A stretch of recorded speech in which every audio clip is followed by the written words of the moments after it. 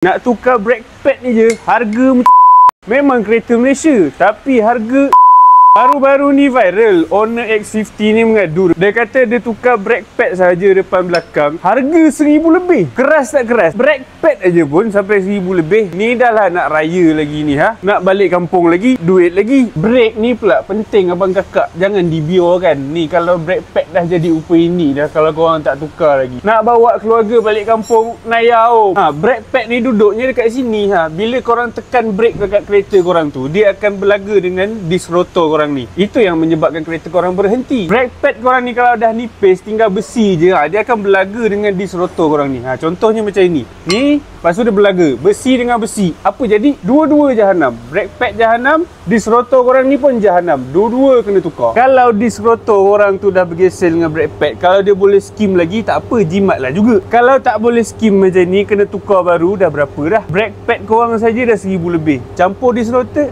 fikir-fikirlah sendiri. Daripada korang nak kena keluar beribu nak tukar brake pad saja, meh datang sini. Untuk owner Proton X50, X70, kita orang bagi harga brake pad special punya untuk korang. Tukar brake pad depan belakang, original Geely punya barang, bukan cap ayam punya. Harga bukan 1000, bukan 2000, bukan 800, 900, bukan. Harga kita orang bagi 600,500 sahaja abang kakak semua. Harga 600,500 tu siap upah pasang tau, depan belakang. Ni brake pad original Geely. Apa tunggu lagi? Honor X50, X70. Tak percaya lagi harga 600,500 brake pad ni? Datang dulu, meh dulu tengok.